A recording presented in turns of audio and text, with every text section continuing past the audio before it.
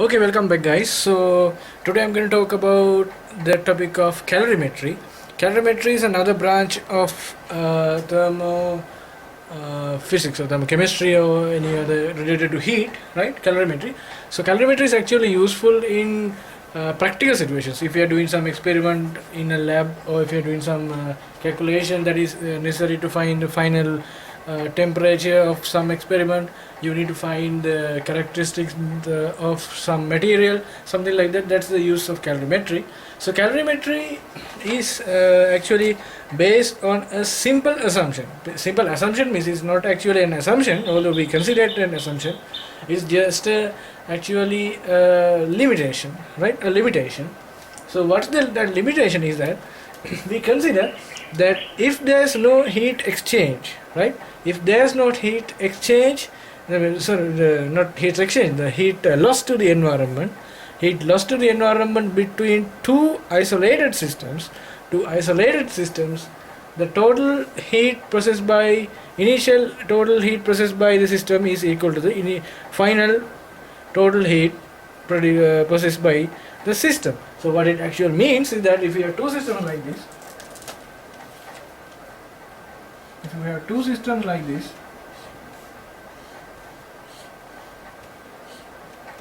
right, two systems like this, I'll take the heat energy. I'm not now only talking about heat energy, not about mechanical energy or any other type of energy, only heat energy. So if the heat energy of this system I'll take as A is QA, and the heat energy of this system B is QB, right? When these two systems are made into contact with one another like this, that means this is like condition like this, A, B, and this is QA and this is QB, and if I take the initial temperature of QA as TA and as TB, what it actually happens is that these two, now if QA is greater than QB,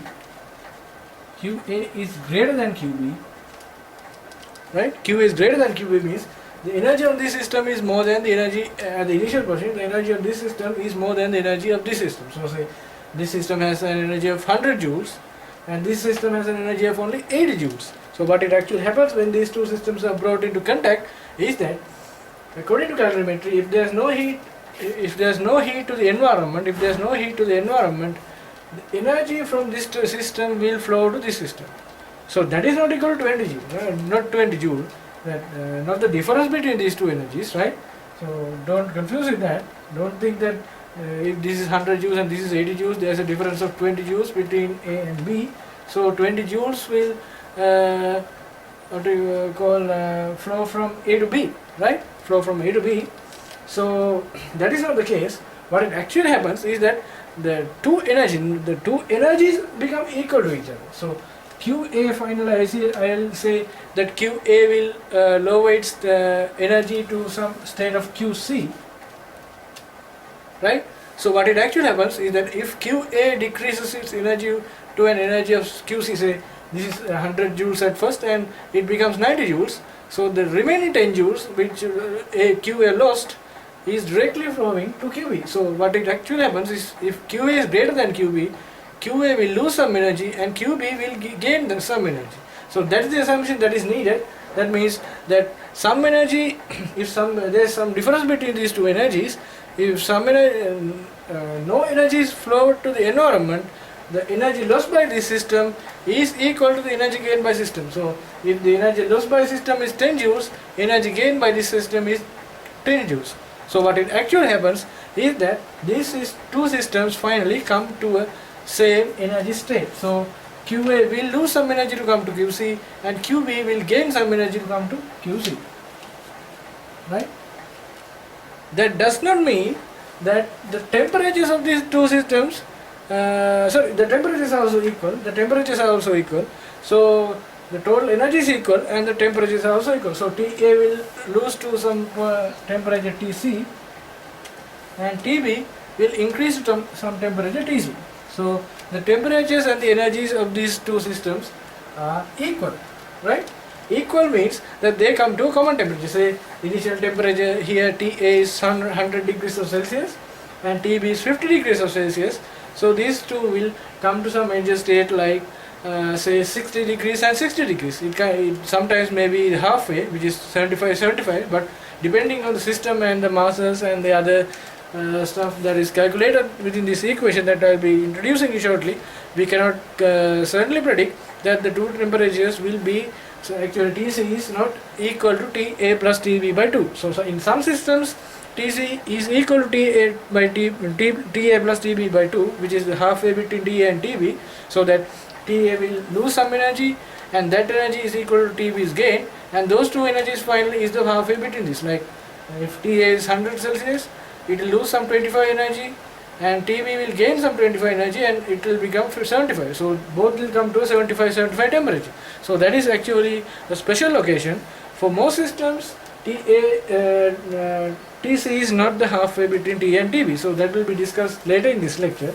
So what is important to the discussion as I carried out so far is that when two systems are brought into each other, brought into contact, what it actually happens is that if the total energy lost in the system, if the total energy lost in the system to the environment is zero, then the energy lost by one system which has high energy initially is equal to the energy gained by the system which has lower energy initially. Alright, so Qa will come to energy state of Qc, Qb will come to energy Qc, Ta will become Tc and Tb will give to Tc. Alright, so as I told you, what it actually happens is Qa is lower to Qc. Alright, so Qa is lower to Qc and Qb is increased to Qc. Right? Qa is lower to Qc and Qb is increased to Qc. So Qc and Qc are equal to each other. Right? Like this. So Tc, Ta, Tb and Tc will be also behaving like this. I will not draw that. So what it actually happens is that energy lost by system A, energy lost by A